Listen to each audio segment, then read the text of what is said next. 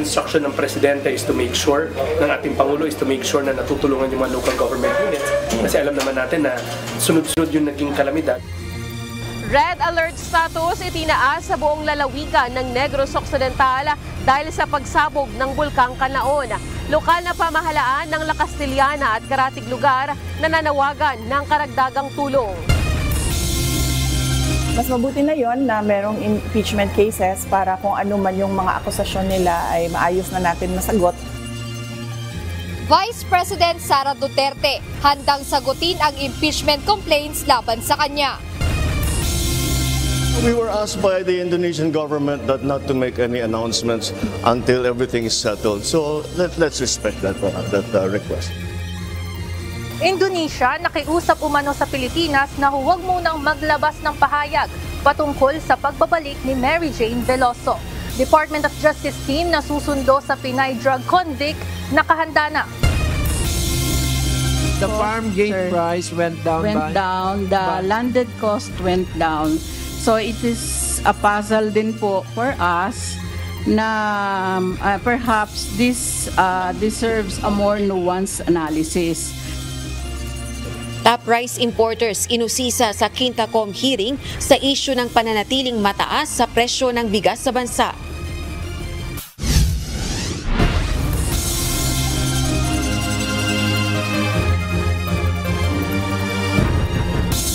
Magandang hapon Pilipinas at sa buong mundo. Tayo po ay sabayang napapakinggan sa Radyo La Verdad 1350 ang UNTV Radio. Una sa ating mga balita. Posibleng tumagal ang pag-aalburuto ng Bulkang Kanlaon na ngayon ay nasa Alert Level 3 na.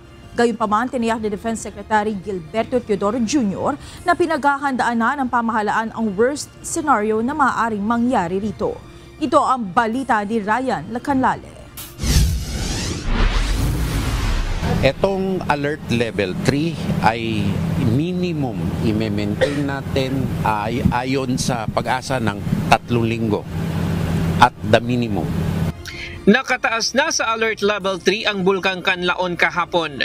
Ayon kay Defense Secretary Gilberto Teodoro Jr., base na rin ito sa rekomendasyon ng Pag-asa DOST. Hindi bababa sa loob ng 3 linggo iiral ang pagtataas ng alerto. Ngunit maaari pang magbago depende sa magiging aktibidad ng bulkan sa mga susunod na araw. At yan ang pinaghahandaan namin, either better or worse, no? Pag worse, i-increasein ito ng 10 kilometers. Kung lalong pag mag-4, no? Ayon kay Secretary Teodoro, nagsasagawa na sila ng forced evacuation sa bayan ng La Castellana at Canlaon na siyang pinakaapektado ng pagputok ng bulkan. The most affected towns and the critical towns are the towns of La Castellana in Negros Occidental and Canlaon City in Negros Oriental.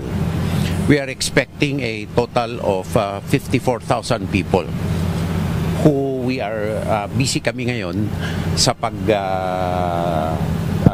provide ng adequate provisions na pag-evacuatean nila, no? Bumuuna ng task force ang National Defense na siyang tututok sa pagtugon sa mga pangangailangan ng mga residente. Isa sa mga problemang kinakaharap ng pamahalaan ay maraming mga residente ang nagdadalawang isip na lumikas dahil hindi sila sanay sa mga ganitong insidente at ayaw iwanan ang kanilang ari-arian. Kaya umaapila ang pamahalaan na lumikas na ang mga residente. Pero ang importante, tayo ay nakikiusap sa mga kababayan natin sa La Castellana at Canlaon City na nasa 6 na kilometro. Alam na naman nung mga LGU kung anong mga barangay ito na lumikas na at maghahanap tayo ng paraan. Magpapadala na rin ng 1,000 tent, tubig, portalets at iba pa na maaaring magamit sa mga evacuation center. Nakatutok din ang Pangulo sa pag-aalboroto, aktibidad ng Bulkang Kanlaon at nagbigay na ng instruction na tulungan ang mga LGU sa kanilang mga pangangailangan. Ayon kay Pangulong Ferdinand Marcos Jr., nagsimula na ang pagpapadala ng food packs sa lugar.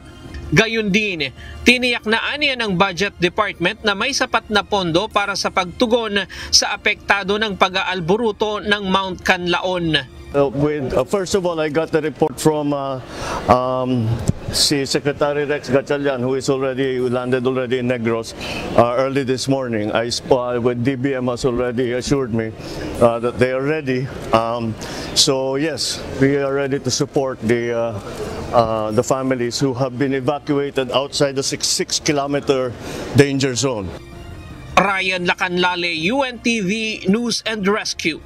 Diyos ang aming sandigan, serbisyo publiko ang aming pinahahalagahan.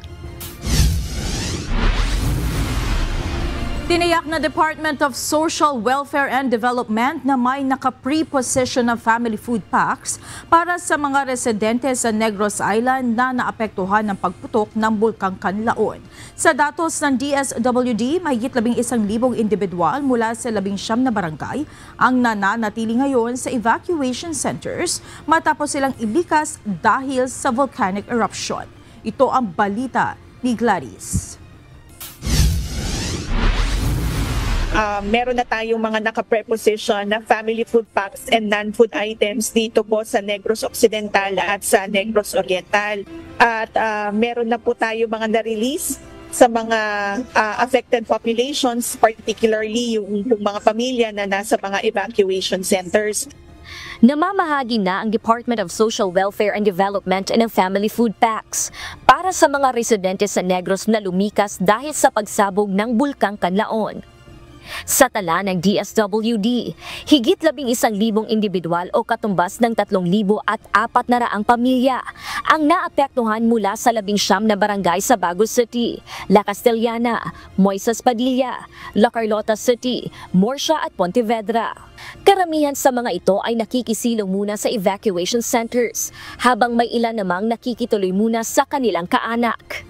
Ayon sa DSWD, mahigit sa 80,000 family food packs at non-food items na ang naka-preposition sa Negros Oriental at Negros Occidental.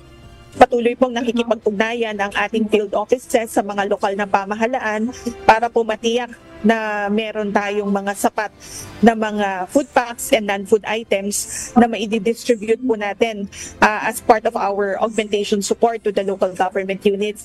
Nakadeploy rin ang kanilang quick response teams para maabutan ng tulong maging ang mga pamilya na nasa labas ng temporary shelters. We're not just providing assistance to families and individuals who are inside evacuation centers, but also yung mga internally displaced persons who are temporarily seeking shelter sa mga pamilya, sa mga kaanak po nila o mga kaibigan. So we are able to to monitor kung nasaan po itong mga apektadong mga pamilya para mapahatiran po natin ng tulong. May water filtration kits din na nakadistribute sa evacuation centers para may mapagkunan ng malinis na inuming tubig. Bukod sa family food packs, mayroon ding ibibigay na cash assistance at iba pang interventions ang DSWD sa mga apektado, batay sa resulta ng ginagawang assessment sa lawak ng epekto ng pagsabog ng bulkan. Nasa Negros Island ngayong araw si DSWD Secretary Rex Gatchalian upang personal na alamin ang sitwasyon at hatiran ng tulong ang mga lumikas na residente. Sa kasalukuyan naabot na sa higit 1 milyong piso ang halaga ng mga naipamahaging tulong ng DSWD. Gladys Tuwabi, UNTV News and Rescue.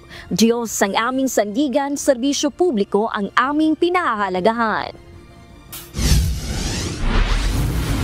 Nagdeklara ng red alert status ang provincial government ng Negros Occidental kasunod ng aktibidad ng Bulkang Canlaon. Nananawagan ngayon ng tulong ang mga lokal na pamahalaan sa paligid ng bulkan ng karagdagang tulong para sa mga apektadong residente. Mula sa La Carlota, Negros Occidental, ito ang balita ni Lalaine Moreno, live.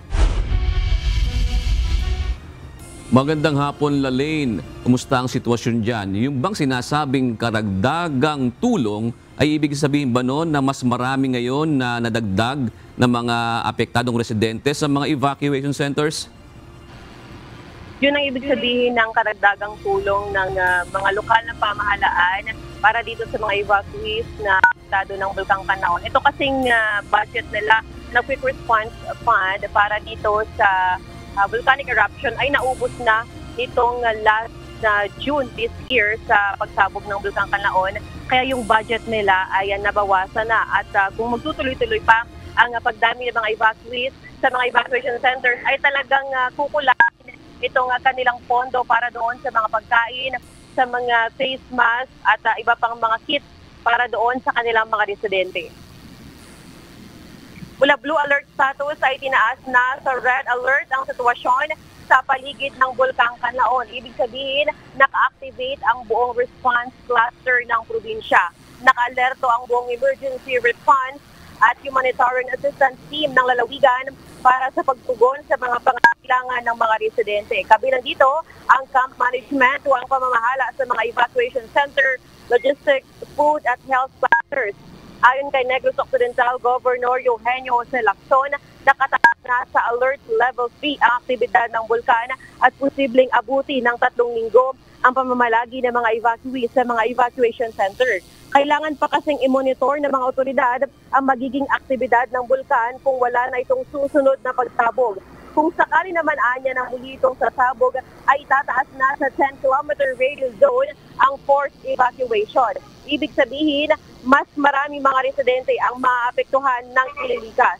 Pinag-aaralan ng senador ang posibleng pagsasailalim sa probinsya sa state of calamity upang magamit ang 30% quick response fund o 78 million pesos na calamity fund nito. Ayon naman kay Mayor Romaila Nicor ng mga limutan ng La Castillana, kailangan nila ng pondo at karagdagang tulong dahil sa lawak ng pinsala. Tiniyak naman ni DSWD Secretary Rex Gatchalian na sapat ang family food packs na nakaantabay at ipinamamahagi ng pamahalaan. Amon nga 5% TRM fund is only 11 million plus and the 30% quick response is 4,000 plus. Anong pinaka-needs tagit sa buong mayor? Water, face mask, vitamins, and food for our evacuees. May mga pre-position goods tayo. So yun ang gagamitin muna pero nagpapadala na rin kami ng resupply niya. Tuloy-tuloy yan from both regions kasi right now we're operating out of Region 6 and Region 7.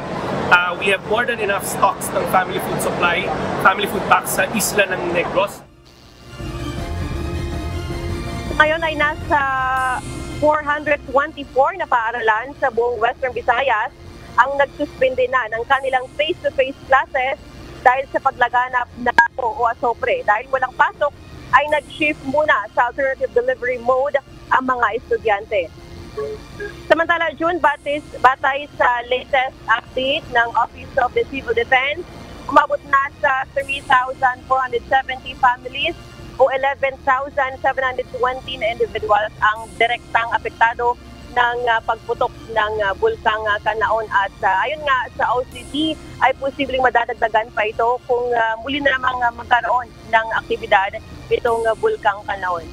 Imo nating balita mula rito sa La Carlos. Balik sa June. Meron bang, Lalaine, meron ba ngayong araw na ito na naging aktibidad ang Bulkang Canlaon? Meron ba mga senyales o binibigay na abiso ang PHIVOLCS dyan? Yun, kanina sa pag-iikot din natin, medyo tahimik ang aktibidad ng Bulkang Canlaon. Kung ikukumpara nitong o kahapon na talagang ang dami ng ibinibugang abo at mga asopre, ngayong araw ay medyo kalmado at tahimik ang Bulkang Canlaon. Mga bayan na nakapalibot dyan sa bulkan.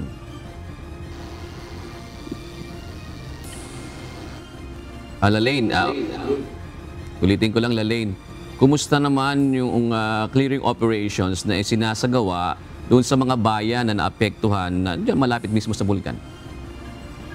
Yun, kanina nag-ikot tayo sa mga lugar na talagang direktang apektado ng pagputok ng Bulkang Canlaon. Specifically dyan dito sa bayan sa syudad ng La Carlota City, doon sa Sitio Gintugdan, Barangay Araal, ay kanina nadaanan natin itong mga tauhan ng DPWH na nagsasagawa ng paglilinis doon sa kabaan ng kalsada kasi makapal yung nakita natin personal dun, makapal yung abo na nasa mismo doon sa kalsada. So nagsasagawa sila ng paglilinis during operations para matiyak na hindi madulas yung kalsada. At syempre, delikado June, lalo na sa mga motorista at mga dumadaan na residente. Doon naman sa ilang lugar sa Baguio City, nagsasagawa rin kanina ng clearing operations ang Bureau of Fire Protection sa mga kalsada na mayroong mga abo. Ito nga, Lali, ito nga mahirap dyan. Siyempre, yung may mga pananim na nanalangin na umulan. Yung iba naman na walang pananim na nanalangin na wag umulan kasi baka magkaroon nga ng mas maputik na sitwasyon sa kanilang lugar. Kumusta naman ang vegetation dyan? Papaano nila isinasalba yung iba pang kanilang mga pananim? Lalaine. Yun, kanina natanong din natin yan doon sa DNR at sa ilang mga otoridad. Dito sa Barangay Ilihan, kasi dyan sa Maaw, dito sa Baguio City ay hindi muna pinapayagan yung mga residente na bumalik sa kanilang lugar dahil nga mapanganib at delikadong pumasok doon. So sa ngayon talaga, hindi pa rin muna pinapayagan na makabalik doon ang mga residente at isalba kung ano man ang mga pananim nila na naapektuhan ng pagbuga dahil nga ayon sa lokal na pamahalaan, mas mainam na mismo yung sarili nila na iligtas muna nila bago yung mga pananim nila at iba pang mga ari-arian. So kanina dyan talagang wala pa tayo nakita na isinasalba ng mga residente yung kanila mga pananim na iniwan na naapektuhan rin ng pag-alboroto ng bulkan. Alright, maraming salamat. Lalaine Moreno, nag-uulat ang live mula sa La Carlota City.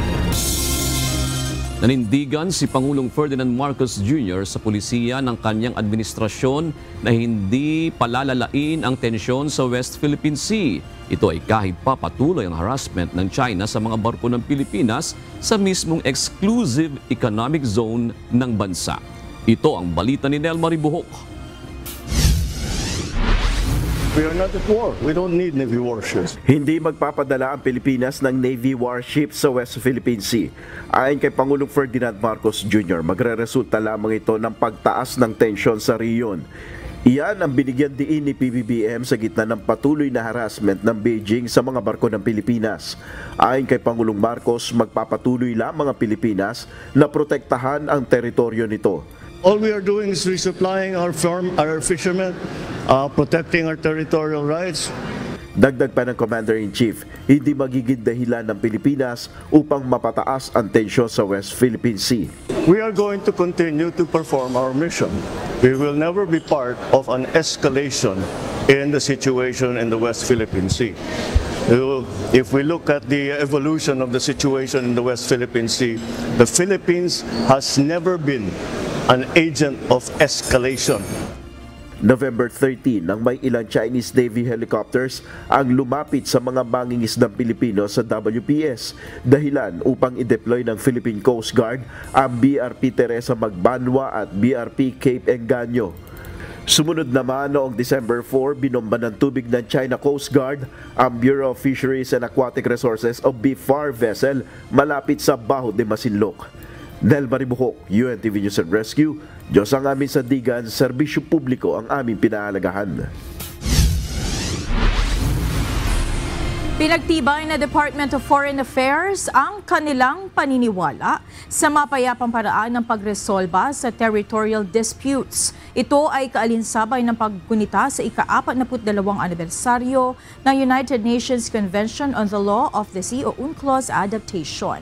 Sa inilabas sa pahayag, sinabi ng DFA na ipinapakita ng Pilipinas ang kanilang pangako sa UNCLOS na itinuturing na konstitusyon ng mga karagatan sa pamamagitan ng pagsasabatas ng Philippine Baselines Act, Philippine Maritime Zones Act at Philippine Archipelagic Sea Lanes Act. Binigyan din ng DFA na sumunod sila sa mga mekanismo ng pagresolba ng hindi pagkakaunawaan ng UNCLOS sa pamamagitan ng 2016 South China Sea Arbitration.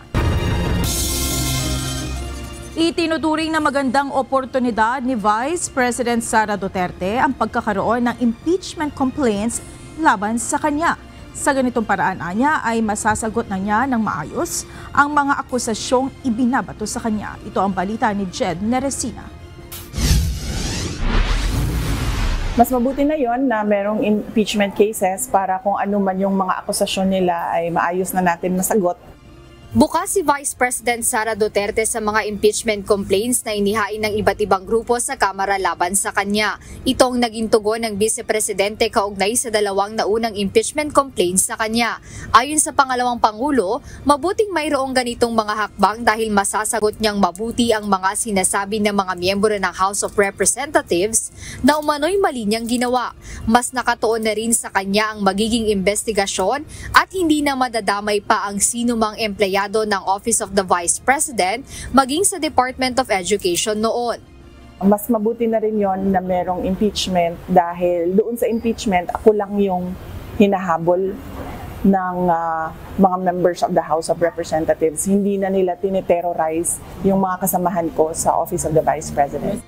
Kasama sa grounds ng impeachment complaints, ang kinukwestiyong paggamit ng confidential funds ng kanyang tanggapan at DepEd, maging ang umano'y pagbabanta ng Vice Presidente kay Pangulong Ferdinand Marcos Jr., First Lady Liza Marcos at House Speaker Martin Romualdez.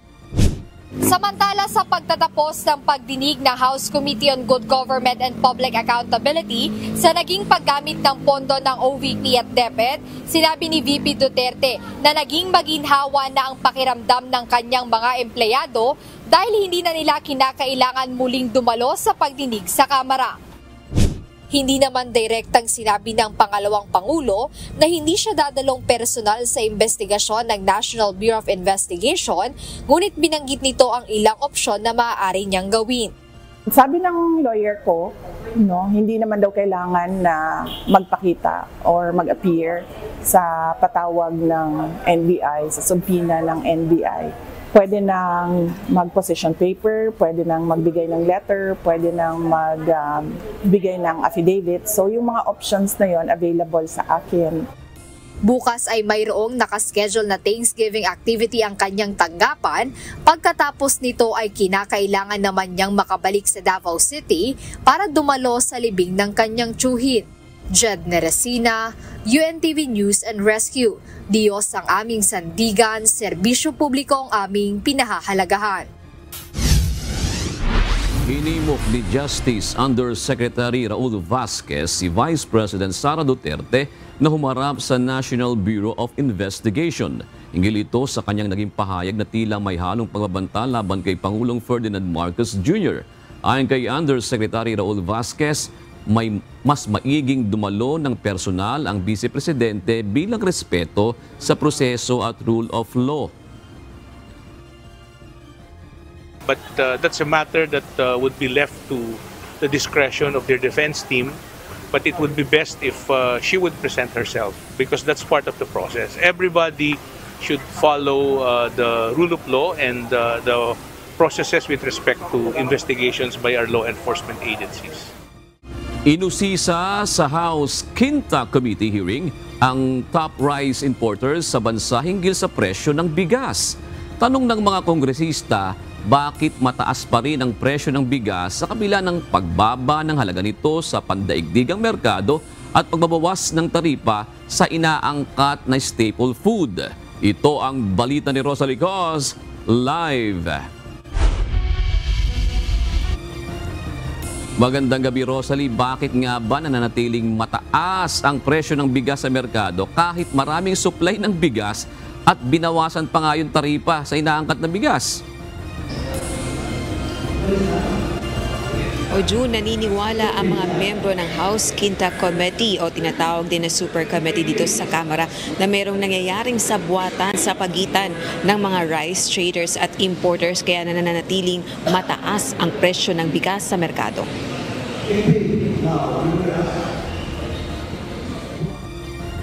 Humarap sa ikalawang pagdinig ng House Quinta Committee o Super Committee ang top rice importers sa bansa. Inusisa ang mga ito sa gitna ng investigasyon sa smuggling at hinihinalang price manipulation sa basic commodities, pangunahin na ang bigas. Tingin ng mga kongresista, may nangyayaring sabwatan sa rice traders at importers kaya nananatiling mataas ang presyo ng bigas kahit marami ang supply at binawasan ng taripa sa imported rice. Ganito rin ang obserbasyon ng National Economic and Development Authority o NEDA kaya nais din itong mapag-aralang mabuti ng Philippine Competition Commission ang sitwasyon. That the cut on rice tariffs from 35% to 15% have not led to a significant drop in retail prices of rice. Ostensibly, what the tariff reduction only succeeded in doing was to provide an attractive incentive for traders to purchase more imported rice. Nasa kamay ng importers at traders na yumaman po ng 13 billion pesos. Dahil yun po yung kinita nila dahil bumaba ang taripa to 15%. Yumaman sila, 13 billion as a whole. Pero wini-withhold nila ang rice tax sa ngayon. Maawa naman sila, di ba?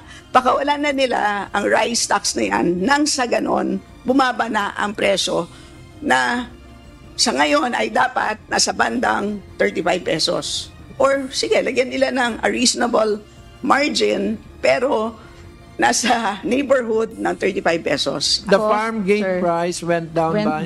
The landed cost went down. So it is a puzzle din po for us na perhaps this deserves a more nuanced analysis.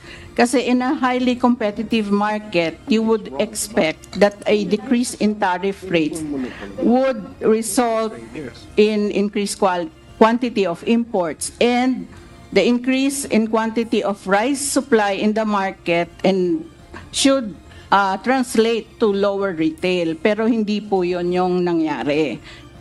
Nanindigan naman ang isa sa top rice importers sa bansa na wala silang kartel. Bagkos ipinapasa nito ang sisi ng mahal na presyo ng bigas sa rice retailers.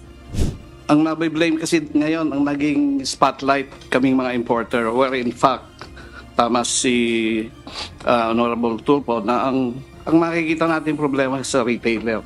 In reality, there are a lot of levels. There are a lot of category. Kami importer, we sell to wholesaler. Then the wholesaler sell to dealer. The dealer sell to stores. And the stores or to online seller. Wala kaming cartel. Hindi kami nagpa-profiteering. We're dictated by the market prices. Hindi kami nag-hoarding.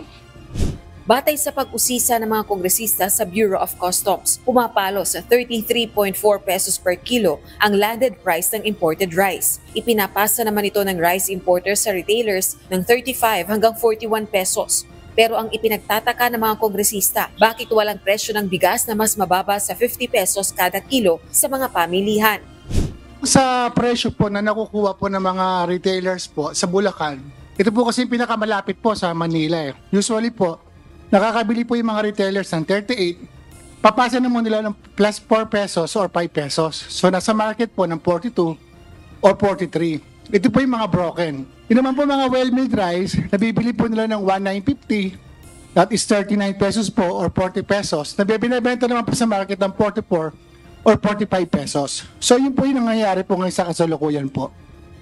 Pero, Mr. Chair, mag-ikot ka sa palengke, itataya ko na sweldo ko, bonus ko, pati bahay ko.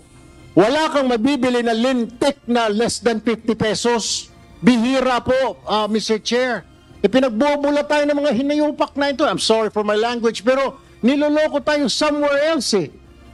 Nakita, sinabi na ng customs 33, sinabi na nga ng wholesaler 35 to 40 ang benta niya. Bakit sa palengke na 50? Are you saying, Mr. Chair, 10 pesos ang kita mo? Giit naman ng Grain Retailers Confederation of the Philippines, mas maraming nag-aangkat ng premium na bigas kaysa sa well-milled at broken rice. Ayon naman sa Bureau of Plant Industry o BPI, wala itong kapangyarihang magdikta kung anong uri ng bigas ang iaangkat ng rice importers. Nasermona naman ng mga ahensya ng pamahalaan sa umano'y hindi pagganap ng maayos sa kanilang mandato, lalo na't hindi rin dumalo sa pagdinig ang mga namumuno sa mga national government agencies gaya ng National Economic Development Authority, Department of Agriculture at iba pa. Tila hindi ko nararamdaman yung urgency o yung concern, or baka nagkakamali lang ako dun sa mga national government agencies concerned. With this, Mr. Chair, can we remind all the executive offices involved in crafting measures to reduce the cost of food to actively participate in this hearing. Kasi mahirap po na pinipilit natin yung ating mga government officials and employees na gawin yung trabaho nila. It is not a choice, it is an obligation on the part of our government. So dito makikita po natin na parang meron nga pong connivance sa ating po mga government agency kung bakit hindi po natin nami-meet yung target natin na ibaba po talaga natin yung presyo po ng bigas. Samantala, June, hinihiling naman ng House Quintacom sa Bureau of Internal Revenue na suriin yung filings at tax payments ng mga top rice importers sa bansa. Balik sa iyo, June. Oo nga, Rosalie, nanonood ako kanina ng hearing na yan. Talagang mapapailing ka na lang kasi marami talagang nagugutom ngayon. Maraming hindi maka-afford ng medyo masarap-sarap na bigas. At talagang yung mura nga may hirapan ma-afford ng mga ordinaryong Pilipino. Pero na-pinpoint na ba talaga ang pinakapunto dito? Nagtatrabaho ba talaga yung mga agency na concerned diyan sa pag-i-import, pag-monitor ng mga presyo na yan? At dapat hindi lang ma-monitor, di ba, Rosalie? Correct, June. Kung naipatutupad ba talaga ng maayos yung mga mandato nila, actually nasilip nga rin ng mga kongresista kung bakit yung mga pangunahing o mga namumuno sa mga ahensya ng pamahalaan na concern sa pagpapatupad nitong pagtitiyak na meron tayong sapat na supply ng pagkain at merong abot kayang halaga ng pagkain sa merkado, wala dito sa pagdinig ng House Quintacom. Nakakadalawang pagdinig na kasi ang komite at nais na ngang ipasabina ng iba sa mga kongresista yung mga namumuno sa ilang ahensya ng pamahalaan. Pero kanina ay muling binanggit ng overall chairperson na bibigyan sila ng imbitasyon para sa susunod na pagdinig. Yung susunod nilang pagdinig isasagawa bukas din ng umaga ito sa People's Center sa Kamara. Pero malaking bahagi ng pagdinig ay gagawing executive session, June.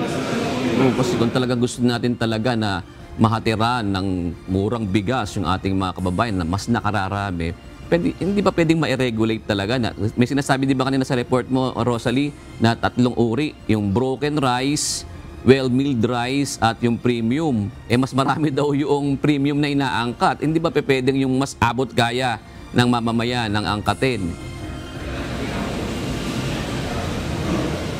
Yun nga din ang punto ng isang kongresista, particular na si House Deputy Majority Leader, ACT CIS Party List Representative Tulfo, bakit walang kapangyarihan yung Bureau of Plant and Industry o Bureau of Plant Industry o BPI ng Department of Agriculture na bigyan ng direktiba yung mga importers o kaya ay i-monitor kung sino ang pwedeng mag-angkat nitong mga premium rice na mataas ang presyo ng halaga dito sa mga sinasabing well-milled rice o sa broken rice na mas abot kaya ang presyo ng halaga. Yun nga na sinabi ng BPI na wala sa kanilang mandato yun na diktahan yung mga rice importers kung ano yung aangkatin nila. Kanina rin nakita ko, Rosalino, doon sa nire-report ng PSA, parang hindi natin talaga maabot yung tinatawag na rice self-sufficiency ng bansa. May parang malaking pa rin yung porsyento na talagang hindi. Kaya magre-reklamo rin naman itong ating mga magsasaka rito pagka panay naman ang angkat natin, Rosalie. Yun nga, June, kasi kaya naman talaga niluwagan o binawasan ng taripa yung bigas o inaangkat nating bigas sa bansa para solusyonan yung rice inflation o yung pagtaas ng presyo ng bigas. Pero after na gawin yun, hindi naman talaga bumaba yung presyo ng bigas. Kakarampot lang yung nabawas sa presyo ng bigas. Kaya talagang malaki rin ang epekto nito sa ating mga magsasaka. Matagal na rin nating suliranin yung tulong na naibibigay ng pamahalaan sa mga magsasaka na hindi naman talaga sasapat. Right, maraming salamat. Rosalie Cos, nag-ulat ang live mula sa House of Representatives. Inaasahan na ng Department of Justice ang pagbabalik sa Pilipinas ni dating Negros Oriental Congressman Arnolfo Arnie Teves Jr. matapos pagbigyan muli ng Timor-Leste ang request para sa kanyang extradition. Ngunit ang kampo ng dating mambabatas maghahain pa ng apela sa desisyong ito. Ito ang balita ni Dante Amento. Congressman Teves is in good spirits and he's confident that on the merits, his case will eventually attain victory. Nananatiling kampante si dating Congressman Arnulfo Arnie Teves Jr. na sa huli ay mananalo siya laban sa isinusulong na extradition o pagpapauwi sa kanya ng Pilipinas mula sa Timor-Leste.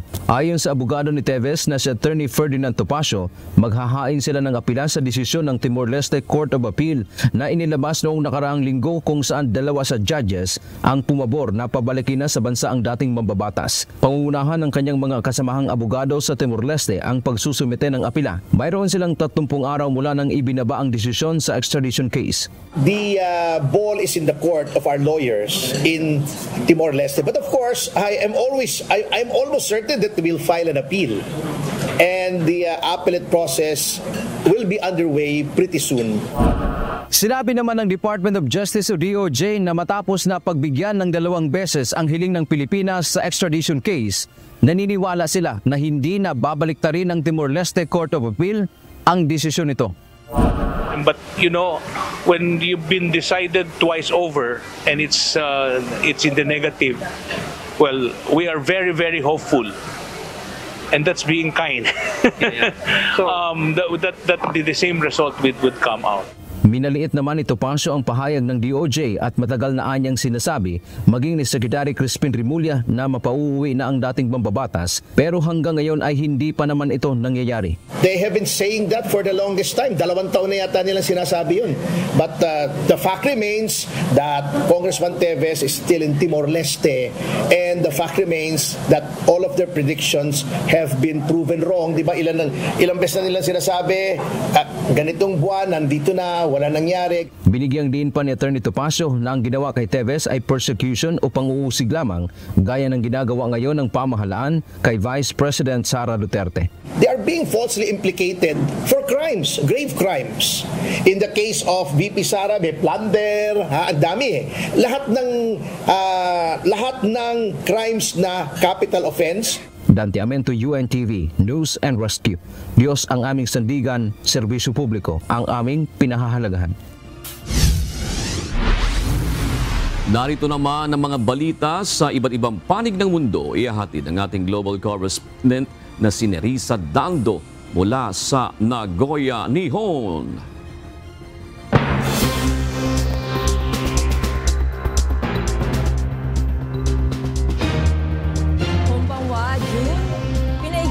Ng United States government sa isang American journalist na nakidnap sa kasagsagan ng Syrian Civil War noong 2012.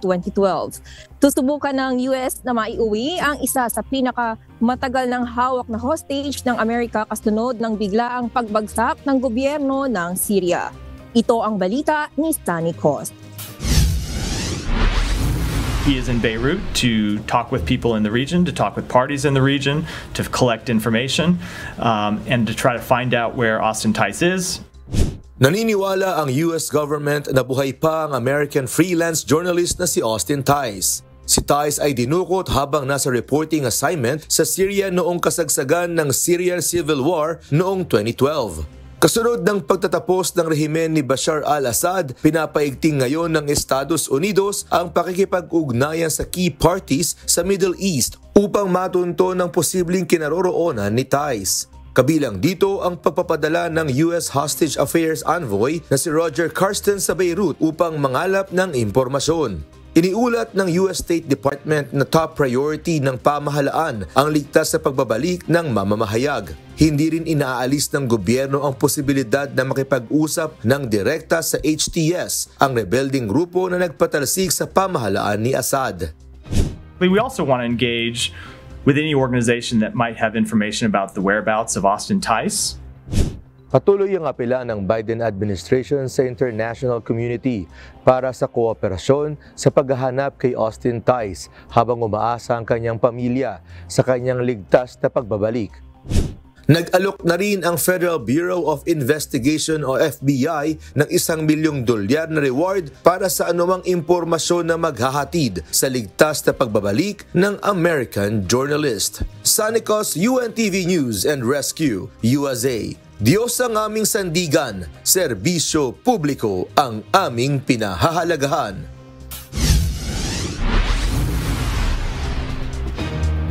Hindi pa rin tuluyang nawawala ng kapangyarihan si South Korean President Yoon Suk-yeol sa kabila ng pahayag ng People Power Party na hindi na makikibahagi sa foreign and domestic affairs ang presidente hanggang sa dumating ang panahon na ito ay magbitiw sa pwesto. Ayon sa Ministry of National Defense, mananatiling in command ang Pangulo sa Armed Forces. Nangangahulugan ito na kung magkaroon ng anumang foreign policy incidents, kabilang ang anumang posibleng banta mula sa North Korea, maaari pa rin siyang gumawa ng mga desisyon. Una nang pinatawan ng travel ban ng otoridad si President Yoon na kasalukuyang sumasailalim sa investigasyon dahil sa kanyang martial law declaration noong isang linggo. Wala nang isasagawang holiday season festivities sa area ng Shibuya, Japan ngayong taon. Layo nitong maiwasan ang gulo gaya ng nangyari noong November 22 o 2022. Bahagi rin ang mas pinaigting na seguridad sa lugar sa nalalapit na pagpapalit ng taon. Tatakpan ang tanyag na Hachiko statue at maglalagay ng mga barricades sa paligid ng Shibuya Station. Layunin nitong maiwasan ang mga manggugulo na nagdudulot ng pinsala at kalat. Sinabi ni Mayor Ken Hasabe na ang hakbang ay bahagi ng kooperasyon sa iba't ibang ahensya upang maiwasan ang aksidente at matiyak ang kaligtasan ng publiko. Simula alas 6 ng gabi ng December 31, ipatutupad ang mga paghihigpit hanggang 1:00 ng madaling araw ng January 1. Mananatiling bawal ang public drinking sa Shibuya at wala ring espesyal na pagdiriwang sa lugar ngayong taon. Pinayuhan ang mga nais bumisita sa Hachiko statue na magplano ng pagbisita sa ibang pagkakataon. Pinuri ni US President-elect Donald Trump si Prince William na tinawag niyang good-looking guy matapos silang magkita sa Paris. Napag-usapan ni Trump at William ang kalagayan ng royal family. Sinabi ng prinsipe na maayos na ang kalagayan ng kanyang asawa. Lumalaban ng husto ang kanyang ama na patuloy sa aktibong pamumuhay kahit sumasailalim sa cancer treatment. Idinaos ang maikling pulong ng dalawa sa Paris kasabay ng reopening ng Notre Dame Cathedral. Nananatili ang interes ng mga Kiwi sa paggamit ng pisikal na pera. Lumabas ito matapos ang kanilang konsultasyon kaugnay sa panukalang digital currency. Ito ang balita ni Early Briones. Nagpahayag ang Reserve Bank of New Zealand na mas gusto pa rin ng karamihan ng mga Kiwi ang paggamit ng pisikal na pera base sa resulta ng kanilang konsultasyon. Sa mahigit 18,000 tugon sa online survey, 84% ng mga lumahok ang nagpahayag ng pagkabahala sa posibleng pagkawala ng access sa banknotes at coins, ayon kay Ian Woolford, Director of Money and Cash. Tiniyak ng Reserve Bank na patuloy silang mag-i-issue ng pisikal na pera hanggat kailangan ito ng publiko. Kasabay nito, pinag-aaralan nila ang digital currency na magiging opsyon lamang at hindi papalit sa tradisyonal na pera. Ipinahayag ng bangko ang suporta sa privacy at kalayaan sa paggamit ng pera. Ngunit iginiit na kailangan na may regulasyon upang maiwasan ng kriminal na paggamit ng digital currency. Kasalukuyang isinasagawa ang technical at policy development sa posibleng paglulunsad ng digital cash sa 2030. Idiniin ng Reserve Bank na ang panukalang digital currency ay naglalayong magbigay ng mas mabilis, secure at madaling paraan ng pagbabayad habang sinusuportahan ang pangangailangan ng mga mamamayan sa pisikal na pera. Early Briones, UNTV News and Rescue. Diyos ang aming sandigan, serbisyo publiko ang aming pinahahalagahan. At yan ang mga balita mula sa iba't ibang panig ng mundo. Mula dito sa Nagoya, Japan, ako si Nerissa Dando. Magandang gabi. Meron ng patong-patong na mga violation ng truck driver na sangkot sa multiple vehicle collision sa Katipunan Avenue noong nakaraang linggo batay sa naging investigasyon ng Land Transportation Office o LTO. Ito ang natuklasan kanina sa unang pagdinig sa insidente. Isa pang hearing ang itinakda sa Biyernes dahil limitado ang mga impormasyong ibinigay ng mga kinatawan ng kumpanya ng truck. Ito ang balita ni JP Nunez. Obviously, that is a red flag for us, no? Not only in terms of the driver himself, but also for the company. Meron ng 7 traffic violation ang driver ng truck na dahilan ng multiple vehicle collision sa Katipunan Avenue na nagdulot ng pagkasawi ng 4 na individual noong December 5. Naungkat ang record nito sa ginawang pagdinig kanina ng Land Transportation Office o LTO sa kanilang central office sa Quezon City. Humarap sa tanggapan ng LTO ang abogado ng kumpanyang nagmamay-ari ng truck na Hermano Oil Manufacturing and Sugar Corporation. Gayon din ang isang representative nito na kamag-anak ng may-ari ng kumpanya ng truck. Sa ginawang pagdinig, napag-alamang meron ng 3 overloading violation ang driver ng truck mula nang maging empleyado ito ng kumpanya noong 2021. Bukod dito, mayroon pang ibang mga minor violation. As of today, there is a 3 violation po for overloading yung assigned driver natin po.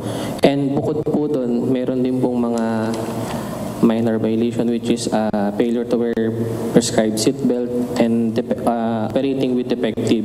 Ngunit hindi ito makumpirma ng mga dumalong kinatawan ng kumpanya dahil limitado lang ang kaya nilang ibigay na impormasyon. Are you familiar na 3 beses na siya nahuling overloading? No, Your Honor. Sa record ng LTO, ang unang violation ng overloading ay noong December 16, 2021 at hindi pa man nakakaisang buwan ay nasundan agad ito noong January 15, 2022 habang ang pinakahuli ay noong December 11, 2023. Isa sa iniimbestigahan ng LTO ang anggulo ng overloading dahil iginiit ng driver ng truck na si Richard Mangupag na nawalan siya ng preno. Ayon sa LTO, pwedeng dahil sa bigat ng karga ng truck ay hindi nito nakayanan ang bilis lalo't pababa ang flyover sa Katipunan kung saan nangyari ang aksidente. Sa ngayon, wala pang desisyon ang LTO kung mare-revoke ang driver's license ng truck driver at masususpinde ang rehistro ng kumpanyang nag-ooperate nito. Muling magsasagawa ang LTO ng pagdinig sa December 13 ng alas 10 ng umaga. Samantala, ayon sa LTO, magsasagawa sila ng paghihigpit sa mga inspeksyon ng truck upang maiwasan ang kahalintulad na trahedya. Kung kailangan, meron kami mga adjustments to be done as far as motor vehicle inspection is concerned, as far as apprehensions are concerned, i-adjust namin yung sarili namin. But at the same time, we want magkaroon na ng kusa itong ating mga stakeholders, yung ating truckers, because no one wants to have an accident. I'm sure of that, di ba? Wala may gusto yan. Pero kailangan matuto tayo dito, kundi sayang naman yung mga nabuwis na buhay at saka nasugatan na tao. JP Nunez, UNTV, News and Rescue.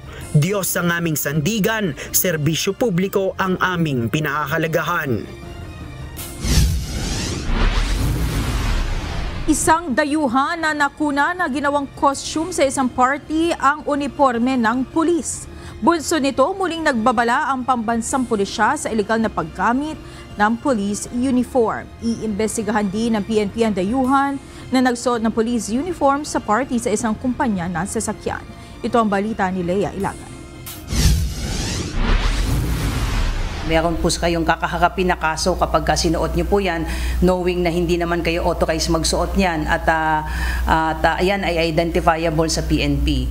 Sunod-sunod na naman ang mga team party habang papalapit ang holiday season.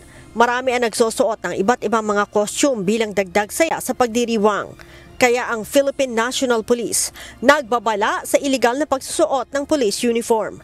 Gaya ng ginawa sa isang party ng isang kumpanya ng sasakyan kung saan nakasuot ng police uniform ang dayuhan at top executive nito. Ayon kay PNP Public Information Office Chief, Police Brigadier General Jean Fajardo, iimbestigahan kung paano nakakuha ng uniforme ng pulis ang naturang top executive na mayroon pang patch ng Special Action Force. Kailangan nating imbestigahan kung saan niya nakuha itong uniforme, hiniram lang ba niya ito sa isang pulis kasi nga na-mention nyo nga may patch na. Normally kapag mabibili po ng uniforme ay nakahiwalay po yung patches niyan at kasi iba-iba naman po yung unit natin. So pag bumili po tayo ng uniform, minsan nagpapasukat o may ready-made na, hindi po kasama yung patches diyan. So lahat po ito iimbestigahan po. Ang mga tindahan ng uniforme sa labas ng Campo Crame, sinabing hindi sila basta-basta nagbibenta ng uniforme ng pulis. Humihingi po kami ng ID po nila. Pag wala po silang binibigay, hindi po namin sila binibigyan kasi nga po marami nga pong mga gumagamit ng uniform nila. So kaya po mahigpit po din kami na magbenta. Pag halimbawa sinasabi na pang costume o pag hindi namin binibentahan. Opo, kasi bawal po sa mga civilian. Sinabi pa ni Brigadier General Fajardo na hindi exempted ang pagiging dayuhan ng isang tao para hindi sumunod sa batas sa Pilipinas. It's not excuse, di ba? Ignorance of the law excuses no one, di ba? So again, kung sasampahan po yan, I will let yung kung saan nangyari po ito. I'm not sure kung saan po kasi nangyari yan. So kung saan yung area po na yan at kung saan na-post yan. So these are the documents we need to establish before even considering filing a case. But definitely, doon po sa mere act of wearing a uniform identifiable sa PNP, it's already a violation of the law po. Kaugnay nito, ipinauubaya na ng PNP sa pulis na nakasasakop sa lugar ang pagsasampa ng kaso laban sa top executive na nagsuot ng uniforme ng pulis sa isang party. Papailan ba natin ang kaso yan? I will let yung investigator on case, yung merong jurisdiction dito sa kung saan yung lugar na yon and pwedeng ipatawag how come na alam niyang bawal and he's a foreigner. I'm not sure kung alam niya na may existing law against the use of uniforms and insignias. So let us beware na bagamat ito ay for fun lang, but this will not sit well with the PNP considering na uniforme ng PNP yung kanyang ginamit. Ang iligal na paggamit ng uniforme ng pulis ay labag sa Article 179 ng Revised Penal Code o Illegal Use of Uniform and Insignia na may pagkakakulong ng hanggang 6 na buwan. Leia Ilagan, UNTV, News and Rescue. Diyos ang aming sandigan, serbisyo publiko ang aming pinahahalagahan.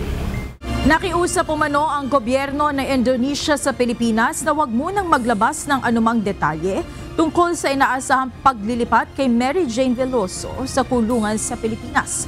Samantala, tiniyak naman ng Department of Justice na handa na ang kanilang team na susundo kay Veloso oras na may ayos ang lahat ng usapin tungkol sa jail transfer. Ito ang balita ni Ivan Alvarez. We were asked by the Indonesian government that not to make any announcements until everything is settled. So let's respect that request. Hindi muna magbibigay ng anumang detalye ang pamahalaan hinggil sa napipintong pagbabalik sa bansa ni Mary Jane Veloso. Ayon kay Pangulong Ferdinand Marcos Jr., ito ay bilang respeto sa kahilingan ng Indonesian government na iwasan munang magbigay ng anumang detalye hinggil sa jail transfer. Nasa Indonesia na ang mga kinatawan ng Pilipinas para makipagpulong sa kanilang counterparts hinggil sa proseso ng paglilipat kay Veloso sa Pilipinas. Ayon sa Department of Justice, handa na ang grupo na susundo sa Pinay drug convict. Oras na maisapinal ang pag-uusap ng dalawang bansa. Binubuo ang team ng mga kinatawan mula sa Bureau of Corrections, Immigration at National Bureau of Investigation. In order to ensure that things wouldn't be scary, right then and there we said that we're ready, willing and able to send our team in order to bring her back here. Inaasahang mapapauwi si Veloso sa bansa bago matapos ang buwan ng Disyembre. Samantala, tiniyak naman ng Bureau of Corrections na handa na ang kanilang pasilidad na paglalagyan kay Veloso. We are prepared to process her.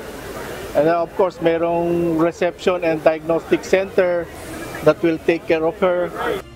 Ayon sa DOJ, sa Correctional Institution for Women sa Mandaluyong, posibleng idiretso si Mary Jane kapag nailipat na ito muli sa Indonesia. Bago isama sa ibang inmates, sasalang muna siya sa assessment at isolation period para matiyak ang kanyang kondisyon o wala itong karamdaman. Actually, hindi lang sa posible. Most likely doon. Unless, of course, after subjecting her to physical check-up, we have to make sure that she is not suffering from any serious disease or ailment. Si Veloso ay nakatulan ng bitay noong 2010 dahil sa kasong drug trafficking matapos siyang mahulihan ng illegal na droga sa kanyang bagahe sa airport.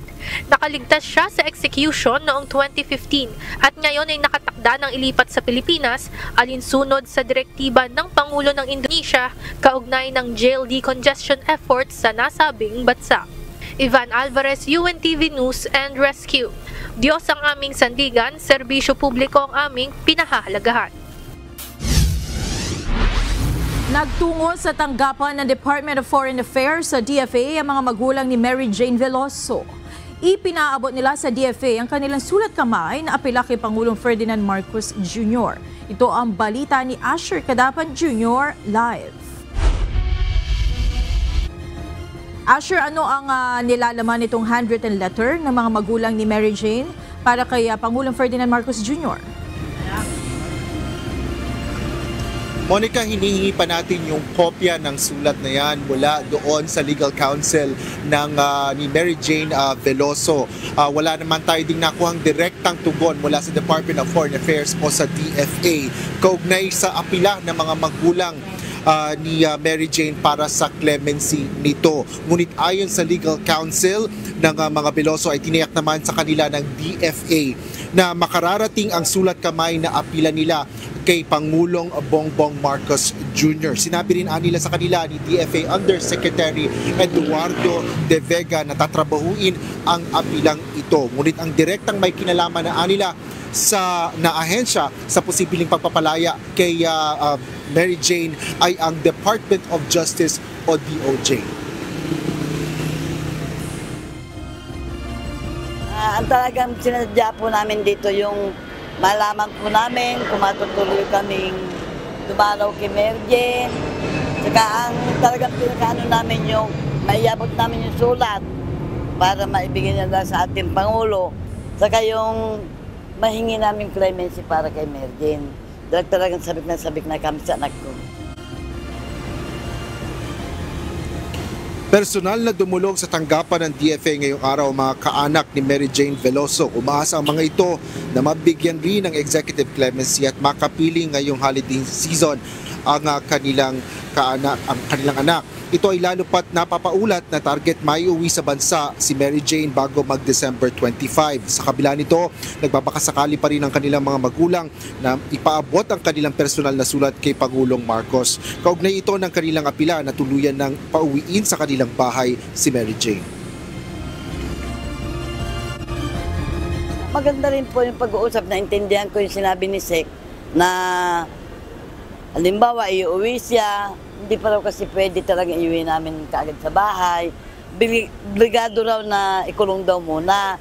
O gagawa na lang daw sila ng paraan para raw mabilis na lang ang clemency niya.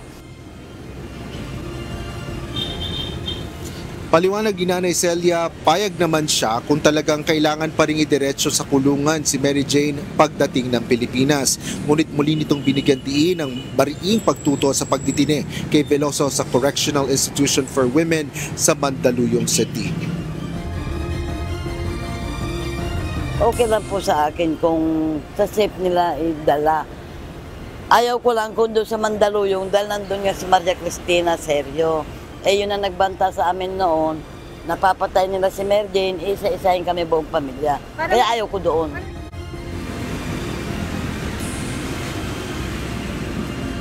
Monica, sinabi naman ng abogado ng mga Veloso na si Attorney Jocelyn Denla na ang tiyak nila sa ngayon ay pinayagan na ng Indonesian government ang compassionate visit kay Mary Jane Veloso ng kanyang mga kaanak. Kaya't nakatakdang pumunta sa Jakarta, Indonesia ang dalawang anak ni Mary Jane, kabilang na ang kanyang parehong magulang sa December 16 hanggang 18. Yan ang latest. Balik sa iyo, Monica. Maraming salamat, Asher Cadapan Jr. live mula sa Pasay City.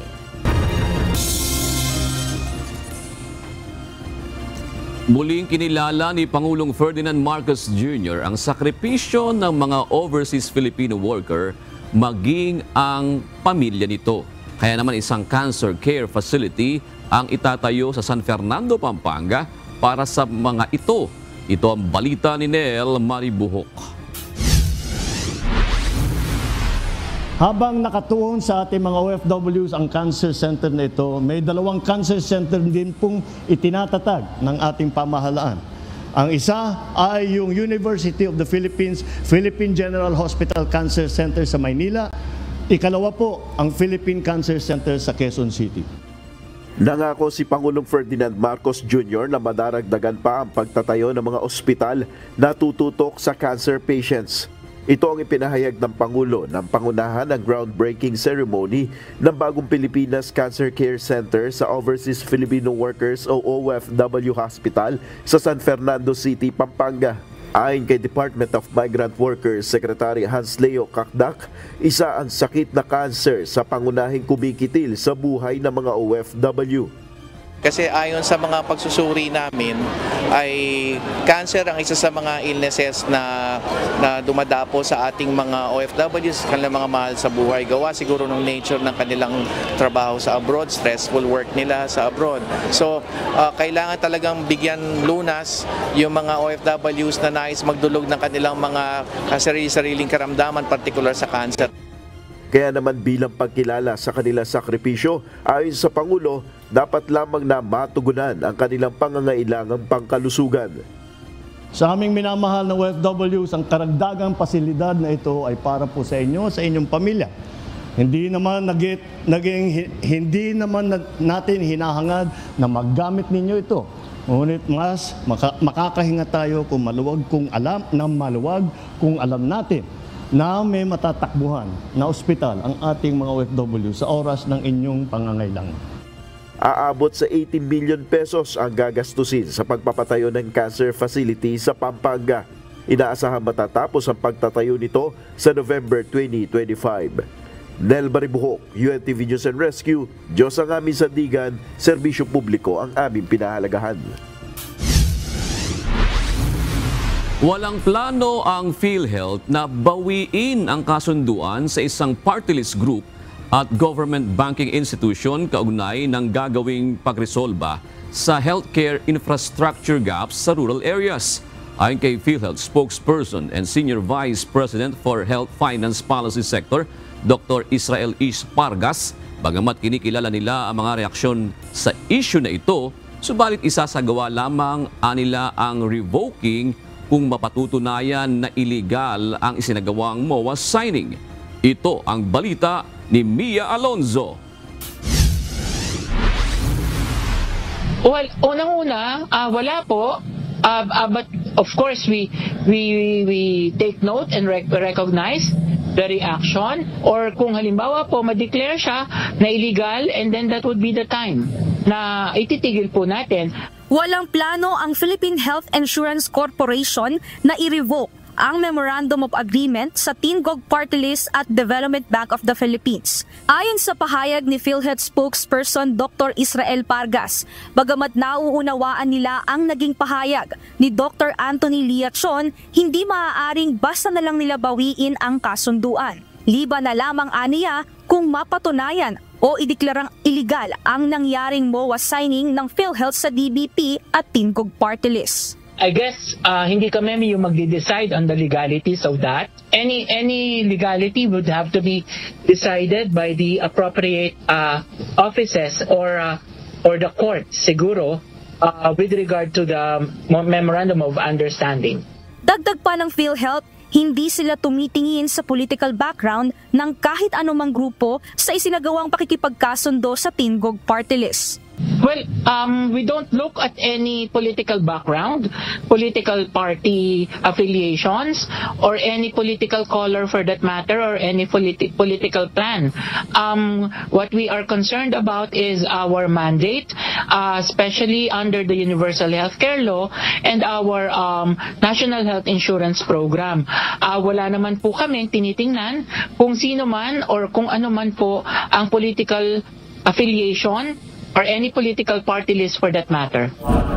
Binigyang diin pa nito na ang layunin ng MOA signing ay ang makatulong sa mga lokal na pamahalaan sa pagsasaayos ng kanilang mga health facilities at upang mas madaling maipaabot ang mga napipintupang proyekto para sa kanila. Hindi naman po kami ang magpaparenovate, hindi rin po kami ang magpapaloan. Again, ang sinabi ko po, ang magiging role namin is to make sure na kapag ready na po yung mga facilities na yan, na-improve na, na-construct na, na-renovate na, is to make sure that they are participating in the National Health Accreditation Program.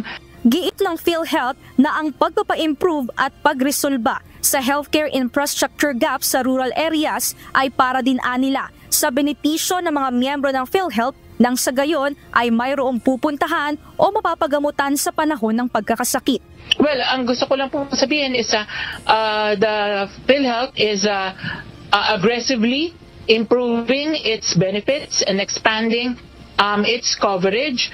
Tayo ay naglabas na ng mga benepisyo at maraming benepisyo tayo inilabas. At ngayon po, bago matapos ang 2024, ay meron pa rin po tayong mga ilalabas na mga bagong benepisyo hanggang 2025 po.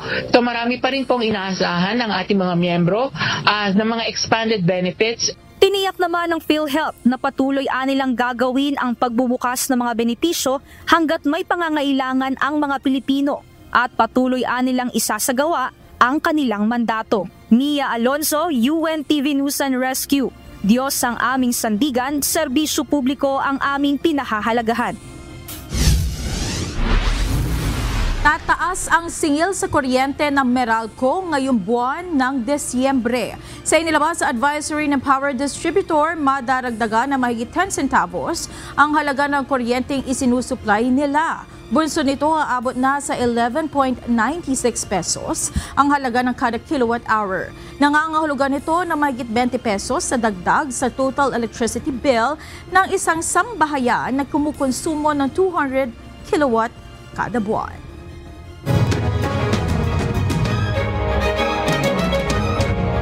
Bukas na at maaari nang gamitin ng lahat ng mga motorista ang bagong 3rd Candaba Viaduct sa parteng Pulilan, Bulacan at Apalit, Pampanga. Bunso nito, inaasahang mababawasan ng traffic congestion papunta sa mga lalawigan sa norte at pabalik ng Metro Manila. Ito ang balita ni Nestor Torres. Malaking tulong po dahil marami po tracking na nanggagaling dyan na nagdadala po ng kalakal papuntang Manila po, Batangas, Bicol. Yun po ang dinadaing po din namin ng mga tracking. Hindi na magiging problema ngayon ng mga motorista ang mabigat na daloy ng trapiko sa bahagi ng Candaba Viaduct sa North Luzon Expressway o NLEX. Ito'y dahil nagawa na ang 3rd Candaba Viaduct na pinangunahang buksan ngayong araw ni Pangulong Ferdinand Marcos Jr. The North Luzon Expressway 3rd Viaduct is a fulfillment of a promise of safer, faster, more reliable travel for every Filipino.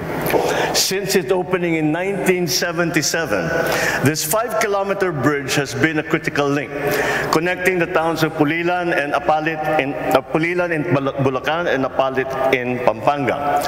It was one of the landmark projects initiated by my father, then President Ferdinand Marcos Sr. Years later, it remains a vital link between the North and Metro Manila, leaving a lasting impact for generations to come. Ayon sa Pangulo, ang naturang proyekto ay bahagi lamang ng mas malalaki pang programa ng pamahalaan. Umabot din sa 7.8 bilyong piso ang proyektong ito na ginastusan ng Metro Pacific Tollways Corporation o MPTC. Ayon kay Manny B. Pangilinan, Chairman and CEO ng MPTC, prioridad na dumaan sa 3rd Viaduct ay ang mga buses at trucks. For Class 1, Class 2, Class 3, all sorts of vehicles.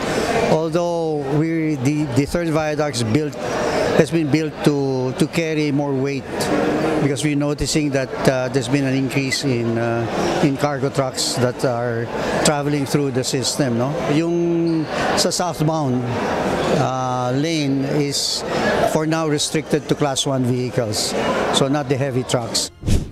Ang pagbubukas ng 7.8 bilyong North Luzon Expressway Candaba 3rd Viaduct ay inaasang magpapasigla sa pagunlad sa Central Luzon sa pamamagitan ng pinahusay na koneksyon at pagkakataon sa negosyo at aktibidad sa turismo. Nestor Torres, UNTV News and Rescue. Diyos ang aming sandigan, serbisyo publiko ang aming pinahahalagahan. Pinag-iingat ng Professional Regulation Commission ng publiko sa mga nagpapanggap na profesional na ang hawak ay peking lisensya. Kasunod ito ng mga naarestong individual na ayon sa PRC ay hindi naman kumuha ng board exam ngunit nakapagpagawa ng lisensya sa rekto sa Maynila. Ito ang balita ni Grace Doctolero. May 28 na po tayong fake na professionals na na-convict. So, sad to say, karamihan po dito ay mga peking professional teacher.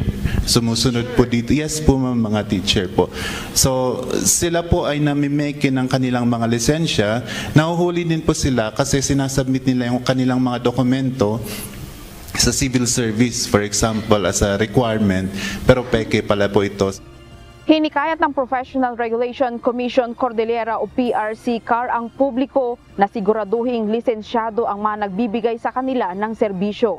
Ito ay dahil sa mga kaso ng ilang individual na namemeke ng kanilang professional license. Ayon kay Attorney Crisente Lumeres ng PRC-CAR, nasa 28 na peking professional ang nahatulan sa rehiyon mula 2012.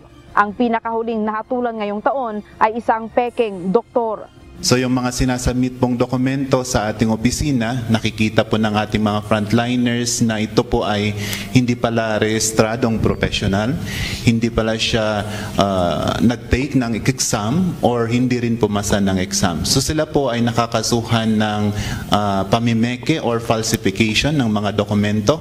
Sila rin po ay nakakasuhan ng illegal practice ng profession just in case po na nagpa-practice po sila. Sinabi ni Crisente na karamihan sa fake professionals na nahuhuli ay nagpapanggap na lisensyadong teachers, nurses at peking civil engineers. Ginagamit nila yung kanilang peking nursing profession para makapag-abroad po. At susunod po doon ay mga civil engineers. May latest na conviction po tayo kasi maraming counts po yung na-file sa kanya. Convicted po siya this first semester ng year na ito. Isa po siyang fake na doktor. Yun po yung nakakatakot. Sa kasalukuyan, nasa 200 ang pending cases ng earring professionals sa Cordillera. 18 dito ang hawak ng PRC-CAR.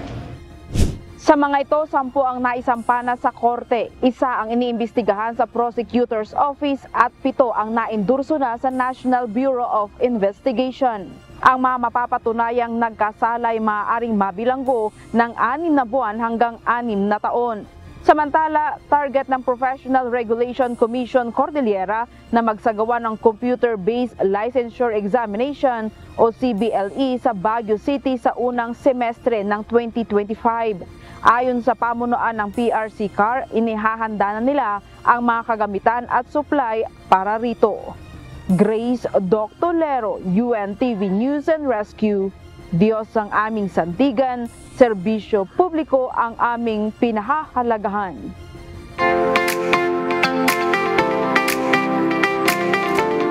Kinilala ngayong araw ng Department of Environment and Natural Resources ang mga grupo na kabahagi sa inisyatibo sa pangangalaga ng kalikasan. Kasama rito ang programang Ocean Care ng UNTV. Ito ang balita ni Mia Alonzo.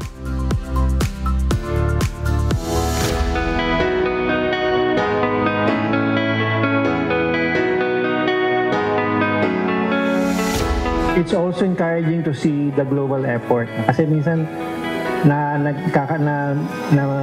napo-focus tayo masyadong sa ginagawa natin without seeing the big picture, ika nga.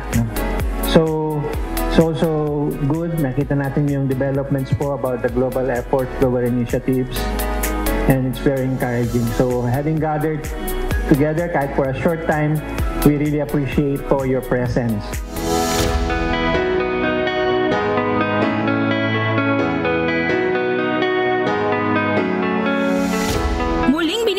Ipinagkilala ng Department of Environment and Natural Resources ang mga aktibo nitong partner sa inisyatibong pangkalikasan. Ilan sa mga ito na nakadalo sa naturang event ay ang Adamson University, Make a Difference Travel, One Pawikan Initiative, Potts College of Aeronautics, Society for the Conservation of the Philippine Wetlands, Wild Bird Club of the Philippines. Kabilang din sa kinilala ngayong araw ang UNTV Ocean Care Initiative sa tulong din ng Bread Society at Members Church of God International. Taong 2022 nang formal na nakibahagi ang grupo sa inisyatibong ito na ang pangunahing layunin ay basic coastal clean at mangrove planting. Hanggang sa kasalukuyan, nagpapatuloy ang gawain na ito ng UNTV Ocean Care. Ayon kay Project Head ng Ocean Care Initiatives, regular at buwan-buwan ay nagsasagawa sila ng activities ng pangangalaga sa karagatan at aasahan na magbubukas sila ng panibagong proyekto sa susunod na taon. Yes, next year, kung lolobin ng Panginoon po, ay ipagpapatuloy po natin yung ating mga marine environmental activity, and also we're planning po yung ating tree planting activities naman po para sa ating mga terrestrial forests.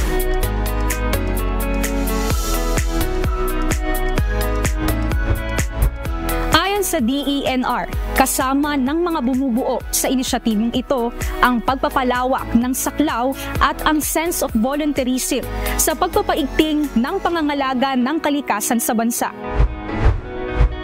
Mia Alonso, UNTV News and Rescue. Diyos ang aming sandigan, serbisyo publiko ang aming pinahahalagahan.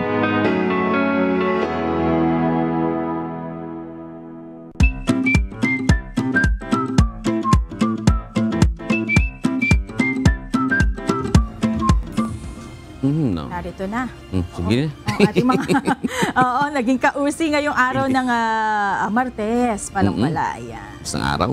Ito po, shout out po kay Carol C., Villamor Tiburcio at Perlita Javier.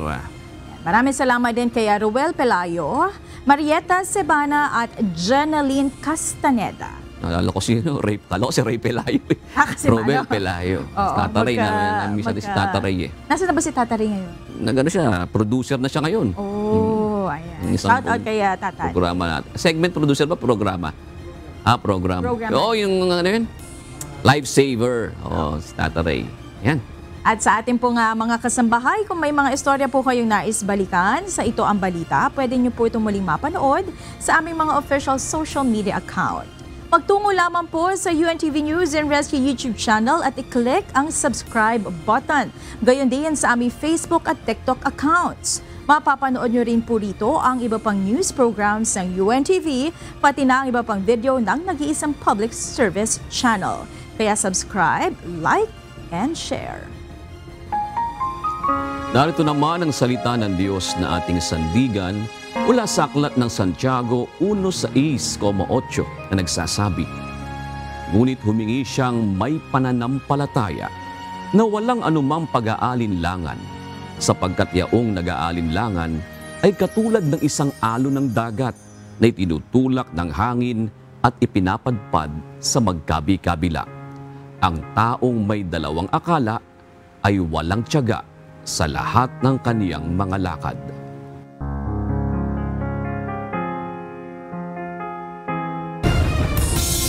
At yan ang naging kabuuan ng ating balitaan ngayong gabi. Aming inilahat ng buong katapatan kung paano namin nasaksihan. Kayo po'y makapagtitiwala na ang aming nakita at narinig, ang aming ibinabalita. At dito po sa UNTV, Diyos ang aming sandigan, serbisyo publiko ang aming pinahahalagahan. Magandang gabi po.